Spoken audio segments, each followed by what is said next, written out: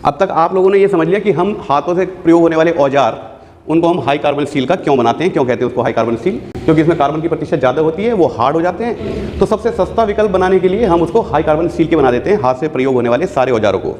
उसके बाद ऊष्मा उपचार करके हम उसकी हार्डनेस को और बढ़ा देते हैं। और वो कैसे बढ़ाते हैं, क्योंकि उसके अंदर जितने भी कार्बन हैं जो ग्रेफाइट फॉर्म में हैं, ऊष्मा उपचार के बाद हम उसको सीमेंटाइट स्ट्रक्चर में ले आते हैं, तो वो और हार्ड हो जाता है और इसको हम हार्ड एंड स्टील कह देते हैं। तो कभी कंफ्यूज होने की जरूरत नहीं है कि हाई कार्बन स्टील या हार्ड एंड स्टील में क्या फ़र्क है। हाई कार्बन स्टील को ही आप ऊष्मा उपचार करके हार्ड एंड स्टील बना सकते हो, माइल्ड स्टील को आप हार्डनेस नहीं बढ़ा सकते ऊष्मा उपचार करके। ये हम पिछली क्लास में जान चुके हैं ना, ठीक है। तो आज हम अगले कुछ लेक्चर्स में इन औजारों के बारे में समझेंगे, एग्जाम पॉइंट ऑफ व्यू से भी समझेंगे और व्यावसायिक दृष्टि से भी इसको समझेंगे कि इसका क्या क्या उपयोग। तो आज सिर्फ 2 टूल्स के बारे में आपको बताऊंगा, आपने इनके बारे में पहले समझ भी लिया होगा। मार्किंग टूल्स में बहुत सारे टूल्स होंगे, आज जिन टूल्स की बात करेंगे वो है स्क्राइबर, जिसको आप धातुकार की पेंसिल कह सकते हो, ठीक है, क्योंकि धातुओं पे निशान मारने के लिए हम स्क्राइबर और उससे पहले हम मार्किंग मीडिया लगाते हैं, ये आप लोग समझ गए हैं सारी बातें। स्क्राइबर की बात करेंगे और ट्राई स्क्वायर की बात करेंगे। सबसे पहले स्क्राइबर। स्क्राइबर ये है भाई, स्क्राइबर आपका, आप सब लोग देख चुके ना इसको, ये मार्किंग निशान लगाने के काम आता है, ठीक है। ऑल राइट, स्क्राइबर की मैं थोड़ी सी ड्राइंग बना देता हूं।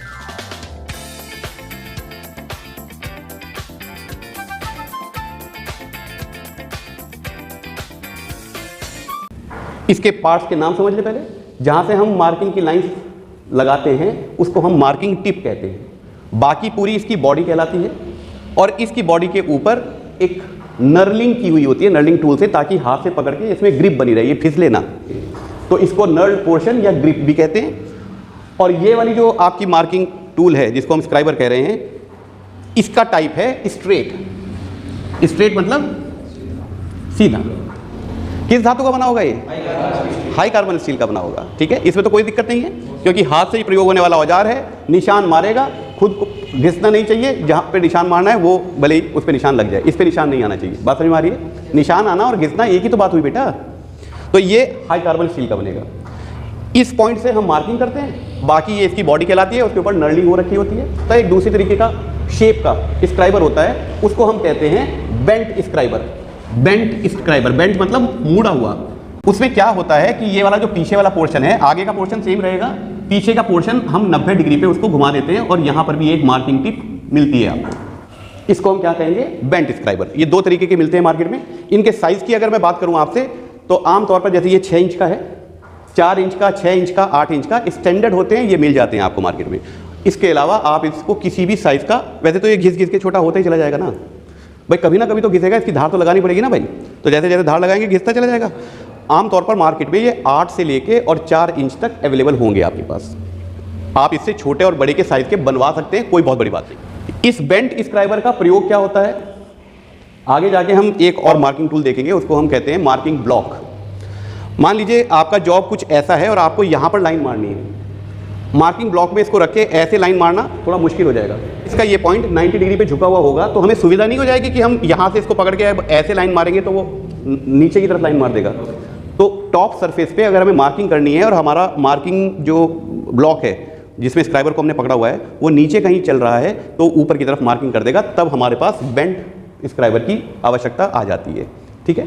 कोई बहुत ज़्यादा मुश्किल नहीं है इसको समझना। 2 तरीके के आते हैं, एक में सिर्फ एक मार्किंग टिप होगी जो सीधा होगा, इसको स्ट्रेट स्क्राइबर कहेंगे।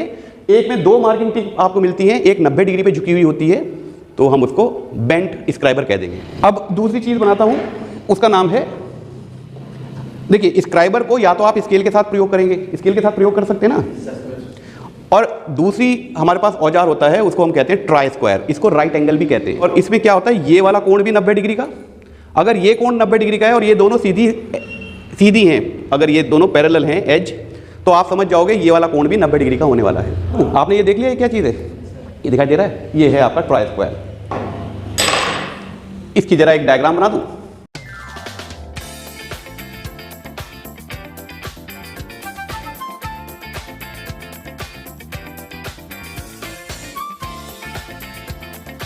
तो मैंने एक डायग्राम बना दिया, इसको हम ट्राई स्क्वायर कह रहे हैं, ये है वो ट्राई स्क्वायर। इसमें ये वाला कोण भी 90 डिग्री का और ये वाला कोण भी 90 डिग्री का। इसको क्या कहते हैं भाई, नीचे जो भारी वाला चीज होता है इसको क्या कहते हैं, स्टॉक। और इसको क्या कहते हैं, ब्लेड। ठीक है, इस ब्लेड की ये जो एज होती है ये होती है स्ट्रेट एज। अगर ये स्ट्रेट एज है, देखो समझने की बात है, अगर ये स्ट्रेट एज है और ये इस स्टॉक के साथ यहाँ 90 डिग्री का कोण बना रही है और इधर भी ये 90 डिग्री का कोण बन रहा है, तो ये समझने में आपको बिल्कुल दिक्कत नहीं होनी चाहिए कि ये वाली एज और ये वाली एज दोनों स्ट्रेट एज के तौर पे काम करेंगी, क्योंकि अगर ये पैरेलल ना होती तो ये दोनों 90 डिग्री के कोण नहीं हो सकते थे ना मेरे भाई। ये बात समझ में आ रही है? ये स्ट्रेट एज कहलाती है, ये भी स्ट्रेट एज कहलाती है। इसके क्या प्रयोग हैं अभी मैं बता रहा हूं, पहले आप इसके पार्ट के नाम समझ लो। नीचे वाले को क्या कहेंगे, इसको स्टॉक, इसको क्या कहेंगे, ब्लेड। ये ब्लेड है आपका, और इस ब्लेड के दोनों जो एज हैं, दोनों जो किनारे हैं, उनको हम स्ट्रेट एज के तौर पर प्रयोग करते हैं, तो उनका नाम भी वही है, स्ट्रेट एज। यहां पर आपको एक लाइन और लगी हुई दिखाई दे रही है, ये अगर आप गौर से देखो, हर राइट एंगल में यहां पर आपको एक ग्रूव दिखाई देगा ऐसा। ये क्यों होता है? मान लीजिए आप किसी 90 डिग्री के कोण को देख रहे हैं, तो ऐसी बड़ी संभावना है कि इस किनारे पर बावरी लगी हो, जिसको हम बर कहते हैं। क्या कहते हैं इंग्लिश में? बर। तो वो बर इसको पीछे नहीं हटा देगी, उसको बचाने के लिए यहां पर एक हल्का सा स्लॉट दिया जाता है, उसको हम कहते हैं बर स्लॉट। पार्ट्स के नाम समझ में आ गए आपको सारे? इसको ब्लेड कहेंगे, इसको स्टॉक कहेंगे, ये स्ट्रेट एज है और यहां पर एक बर स्लॉट दिया हुआ है। ये बात समझ में आ रही है? ये कोण 90 डिग्री का है और ये कोण भी 90 डिग्री का है। स्क्राइबर का हमें यूज पता है। अब हम देखते हैं कि ट्राई स्क्वायर का क्या यूज हो सकता है। ट्राई स्क्वायर का एक यूज हो सकता है कि किसी भी सतह को फ्लैट है या नहीं है, फ्लैट मतलब वो बिल्कुल सीधी है नहीं है, उसको चेक करने के लिए हम इसकी स्ट्रेट एज का प्रयोग कर सकते हैं। दिख रहा है आपको? अगर कोई रोशनी आ रही है इसके बीच में से, इसका मतलब कहीं गैप है, कहीं से उठा हुआ है और कहीं से बैठा हुआ है। रोशनी साइडों से भी आ सकती है, बीच में से भी आ सकती है। अगर साइडों से रोशनी आ रही है तो बीच में से उठा हुआ है ये, और अगर बीच में से रोशनी आ रही है तो साइडों से उठा हुआ है। फ्लैटनेस चेक करने के लिए इसका प्रयोग कर सकते हैं। दूसरा प्रयोग, क्योंकि ये 90 डिग्री के इसके ब्लेड और स्टॉक होता है, हम किसी दो सतहों के बीच में 90 डिग्री का कोण देखने के लिए इसका प्रयोग कर सकते हैं। इस वाले स्टॉक को यहां लगाया और स्ट्रेट एज को ऊपर से देखा कि कोई रोशनी तो नहीं आ रही है, तो किसी भी आप दो सतह को ये देख सकते हैं कि उसकी स्क्वायरनेस कहते हैं। इसको क्या कहते हैं? स्क्वायरनेस। मतलब वो 90 डिग्री में है या नहीं है, जिसको लोकल भाषा में कह देते हैं गुणीय में है या नहीं है। तीसरा इसका प्रयोग क्या हो सकता है, क्योंकि आपने देखा ये ब्लेड और स्टॉक के बीच में यहाँ पर थोड़ा सा एक जगह रहती है, इस जगह का प्रयोग करके हम पैरेलल लाइंस खींच सकते हैं। खींच सकते हैं ना भाई? एक लाइन स्क्राइबर से मैंने ये खींच दी इसके ऊपर, सपोज इसके पैरेलल मुझे कोई लाइन खींचनी है, तो हमने एक, ये जितनी भी लाइन में इसके ऐसे इसको सरका के खींचूंगा तो वो इसकी पैरेलल लाइंस खींच सकता है। कभी कभी वाइस देखिए आपने, वाइस आगे पढ़ाऊंगा मैं आपको। वाइस में इस जॉब को मुझे बिल्कुल सीधा करना है, हो सकता है ये थोड़ा तिरछा ऐसे हो रहा हो, तब हम वाइस के साथ इसको प्रयोग करके हथौड़ी की चोट मार मार के इसको सीधा कर सकते हैं। वाइस में इसको पकड़ के फिर इसके ऊपर ऑपरेशन करेंगे कोई। तो इसके बहुत सारे इस तरीके के प्रयोग हम करते हैं, और सीधी लाइनें लगाने के लिए भी, 90 डिग्री का कोण देखने के लिए भी, फ्लैटनेस को चेक करने के लिए भी, और जॉब को सीधा करने के लिए भी हम इसका प्रयोग करते हैं। ये बात समझ में आ गई? मटेरियल ऑफ कंस्ट्रक्शन क्या होगा इसका? क्या होगा? High carbon steel, hard and steel. क्यों? क्योंकि इसको भी घिसना पड़ता है हमें, बार बार ऐसे घिस के देखना पड़ेगा, इसको सरकाना पड़ेगा, राइट? तो अच्छा है कि ये कम घिसे, क्योंकि इसकी भी एक्यूरेसी बहुत चाहिए होती है हमें। अब इसकी एक्यूरेसी की बात कर लेते हैं। स्क्राइबर में एक्यूरेसी का कॉन्सेप्ट नहीं आता है, स्क्राइबर में तो हार्डनेस का कॉन्सेप्ट आ गया ना, लेकिन क्योंकि ये 90 डिग्री के कोण को भी नाप रहा है, कोई चीज़ नाप रहा है, तो इसकी एक्यूरेसी कुछ होनी चाहिए। एग्जाम पॉइंट ऑफ व्यू से ये बहुत अच्छा महत्वपूर्ण क्वेश्चन है। एक्यूरेसी हम जो चाहते हैं 0.002 इन 10 mm, ध्यान रखना जरा, 10 mm लिखा हुआ है। हर 10 mm में इसके 90 डिग्री का कोण इतना फर्क, यानी कि 2 माइक्रोन का फर्क आ सकता है। इससे ज्यादा अगर है तो हमारा ट्राई स्क्वायर अच्छी क्वालिटी का नहीं है। बात समझ में आ रही है बेटा? इसका मतलब क्या है कि 1 मीटर में कितना दे देगा ये? 1 मीटर में 100 से गुणा करनी पड़ेगी ना बेटा इसकी। 0.2 mm, इतना फर्क 1 मीटर में आ सकता है। इसके 90 डिग्री के कोण में कोई हल्का फुल्का सा फर्क है, वो फर्क सिर्फ इतना होना चाहिए कि 1 मीटर की अगर मैं लाइन मारूं तो 90 डिग्री से वो 0.2 mm खिसक सकता है। ये है इसका मतलब। अब इसके साइज की बात कर लेते हैं। साइज ये कितने का है? इसके ब्लेड से इसका साइज नापा जाता है। किससे नापा जाता है? हमेशा स्टॉक से नहीं नापा जाएगा। इसका साइज हमेशा इसके ब्लेड की लंबाई आपको ये इसका साइज बताएगी। ये बात समझ में आ रही है बेटा? ये है आपका साइज, ब्लेड की जो लंबाई होगी वो आपका साइज होगा। फिलहाल ये कितना दिखाई दे रहा है आपको? 4 इंच। ये 4 इंच का है। आमतौर पर राइट एंगल या ट्राई स्क्वायर 4 इंच के, 6 इंच के, 8 इंच के मार्केट में आराम से मिल जाते हैं, मिल जाएंगे। लेकिन इसका मतलब ये नहीं है कि आप इससे बड़े या इससे छोटा नहीं बनवा सकते। अरे बनवा लो ना, कौन दिक्कत कहाँ है? मटेरियल हमारे पास है, बनाने की विधि हमारे पास है, तभी तो बनाया होगा ना। 4 इंच का बनाया है तो क्या हम 1 मीटर का नहीं बना सकते? बना सकते हैं, नहीं बना सकते? आपको लगता है 1 मीटर का होता होगा? क्योंकि किताबों में नहीं लिखा हुआ है बेटा, किताबों में लिखा हुआ है 8 इंच तक का, 4 इंच, 6 इंच, 8 इंच। 4 इंच का मतलब कितना? 100 mm, 6 इंच मतलब 150 mm और 8 इंच मतलब 200 mm। पर 5 इंच का भी बनवा सकते हो आप 1 मीटर का भी बनवा सकते हो। आपको नहीं सर हम नहीं मानेंगे आपकी बात, तो इसलिए मैं लेकर आया हूँ। और ये बहुत भारी है, उठाना मुश्किल हो रहा है मेरे से। ये 1 मीटर का है ना? तो बन सकते हैं बेटा, बनाने में कोई दिक्कत नहीं है, लेकिन जो स्टैंडर्ड मार्केट में मिल जाते हैं वो आपके 4 इंच, 6 इंच और 8 इंच के होते हैं, इसमें कोई शक नहीं होना चाहिए आपको। अब दूसरी बात ये करते हैं कि इसकी स्ट्रेट एज साहब, क्योंकि हमें तो बहुत लंबी लंबी लाइन लगानी पड़ती है, 6 मीटर, 8 मीटर, 10 मीटर। आमतौर पे बड़े बड़े जॉब्स बनाने में इतनी बड़ी बड़ी मार्किंग आपको करनी पड़ेगी, सीधी सीधी लाइनें लगानी पड़ेंगी। तो स्ट्रेट एज, एक तो स्ट्रेट एज ये है, इसके अलावा आपने लाइन तो 90 डिग्री की उठा दी, उसके बाद स्ट्रेट एज आपको बड़ी बड़ी मिल भी सकती है, जैसे ये एक स्ट्रेट एज है, लगभग 2 मीटर की स्ट्रेट एज है ये, ठीक है ना?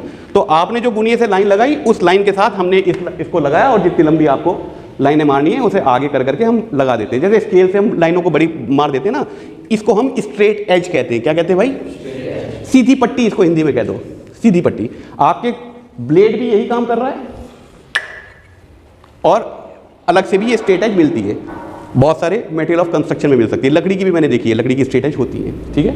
आपने दर्जियों के पास भी देखा होगा ना, बड़े बड़े सीधी सीधी पट्टियाँ चौक से निशान मारने के लिए, वो सारी स्ट्रेट एज है। कोई दिक्कत है, कोई समस्या किसी को? ये स्पिरिट लेवल भी इसमें लगाया हुआ है, ताकि हम सीधी लाइनें भी इससे मार सकें और ये भी चेक कर सकें कि ये सीधा है नहीं है, क्योंकि इतना बड़ा ट्राई स्क्वायर बनाना मुश्किल हो जाएगा। तो हम ये भी देखना चाहते हैं कि वो जो जॉब जो है वो हॉरिजॉन्टल रखा है नहीं रखा है, लेवल में रखा है नहीं रखा, उसको लेवल को चेक करने के लिए इसमें स्पिरिट लेवल भी लगाए हुए हैं 4, ताकि हर कंडीशन में इसके लेवल को देखा जा सके। इसका प्रयोग मैं आपको आज स्ट्रेट एज के तौर पे दिखाने के लिए लाया था। स्पिरिट लेवल का भी काम कर रहा है ये, ठीक है ना? ओके, मैंने आपको 1 मीटर का ट्राई स्क्वायर दिखाया, वो अकेले मेरे से उठाने में दिक्कत हो रही है। आप जितना बड़ा बनाते चले जाओगे तो उसको हैंडल करना मुश्किल हो जाएगा ना। तो हम क्या करते हैं, ट्राई स्क्वायर छोटा और उसके साथ स्ट्रेट एज, बाकी तो सीधी सीधी लाइनें खींचनी है ना। एक बार आपके पास वो लाइन आ जाएंगी तो हो जाएगा। अब ट्राई स्क्वायर में आखिरी चीज़ जो मैं आपको बताना चाह रहा हूँ वो है इसकी एक्यूरेसी को कैसे चेक करा जाए। अगर आपकी ये सतह बिल्कुल फ्लैट है, आपने इसको चेक कर ली फ्लैट, तो फिर आप इसकी एक्यूरेसी कैसे चेक करें? जो मैंने बताया ना, ये एक्यूरेसी 0.002 इन 10 mm, ये बात ध्यान रखना, ये 10 mm में है, 1 mm में नहीं है। 1 mm में तो बहुत ज़्यादा एक्यूरेसी हो जाएगी। ये 10 mm मतलब इतने में, इसमें इतना सा फर्क आना चाहिए, मतलब ये लाइन 90 डिग्री से इतनी 10 mm ऊपर जाके इतनी फर्क हो जानी चाहिए, इससे कम कम रहनी चाहिए। मतलब समझ आ रही बेटा? इसको चेक कैसे करते हैं? अगर ये स्ट्रेट है और आपने एक लाइन तो लगाई ऐसे स्क्राइबर से, और फिर एक लाइन लगाई ऐसे उसी जगह, अगर ये दोनों लाइन एक दूसरे के ऊपर आ गई, इसका मतलब ये आपका ट्राई स्क्वायर सही है। और अगर ये लाइन वी बना रही है, मतलब ये थोड़ी ऐसे झुक गई और ये थोड़ी ऐसे झुक गई, वी बन जाएगा ना दोनों लाइनों के बीच में, इसका मतलब ये तो हमने पहले चेक कर लेते हैं सीधा है, इसका मतलब आपका ये ट्राई स्क्वायर 90 डिग्री में नहीं है। यही तो है ना कि इसकी ट्रूनेस को चेक करने के लिए ये तरीका होता है। कोई और आपको कोई सवाल इसमें कोई हो? इस सरफेस के साथ मुझे कोई दूसरा मेंबर खड़ा करना है और वो 90 डिग्री पे खड़ा करना है, तो मैं ट्राई स्क्वायर की मदद से ही करूँगा ना। इसको ऐसे खड़ा कर दिया मैंने और यहाँ पर वो मेंबर खड़ा कर दूंगा, तो वो 90 डिग्री में आ गया नहीं आ गया मेरा, फिर मैं टाँके लगा दूंगा और आगे का ऑपरेशन शुरू करूँगा, वेल्डिंग करूँगा कुछ। ये सारी ऐसे हम इनका प्रयोग करते हैं ताकि हम अपने जॉब को ड्राइंग अनुसार बना सकें। हाँ, यहाँ पर एक बात और रह गई, एक और होता है टिन मैन एल स्क्वायर कहते हैं उसको। आप ऐसा समझो कि वो भी राइट एंगल ही है, बस उसमें स्टॉक नहीं है। स्टॉक की जगह हमने इसी ब्लेड को 90 डिग्री पे कर रखा है, मतलब इतना ही पतला वो एल शेप का होगा, और उसमें स्केल बना होता है बेटा दोनों तरफ। मैं उसमें फोटो डाल दूंगा इसकी। उसमें स्केल बना होता है, यहाँ पर भी 0 यहाँ लिखा होगा, यहाँ से लेके ऊपर तक mm में स्केल बना होगा, और अंदर की तरफ 0 यहाँ लिखा होगा, यहाँ पर भी स्केल बना होगा। इसी तरह यहाँ पर भी स्केल बना होगा, 0 यहाँ लिख के, और यहाँ पर भी कहते हैं ना इंग्लिश में उसको टिन मैन कहते हैं, जो शीट मेटल का काम करते हैं, उनके लिए गुनिया टिन मैन एल स्क्वायर कहलाता है। उसमें स्टॉक नहीं होता, इतना ही पतला ब्लेड, और इधर वाली चीज़ को क्या कहते हैं, जिसको हम स्टॉक कहते हैं उसको क्या कहते हैं, वो टंग कहते हैं। टंग, टंग मतलब जीभ, जैसे जीभ बाहर निकली हुई है ना, बस ऐसे। समझ में आ गई बेटा? वो आपको कुछ ऐसा दिखाई दे।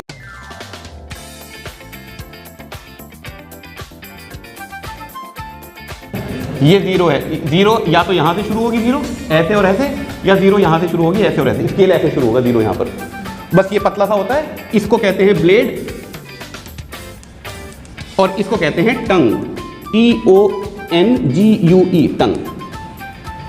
ये मैंने किस चीज की डायग्राम बनाया है, इसको क्या कहेंगे, टिन मैन L स्क्वायर। आप लोगों को कोई सवाल इसमें, आज के इस लेक्चर में कोई बात समझ में नहीं आई हो, इस लेक्चर को आज खत्म कर दें, ठीक है। चलिए, ठंड हो रही है, आप लोग चाय वाय पी लो, झूठ बोल रहा हूँ, मैं नहीं पिला रहा हूँ।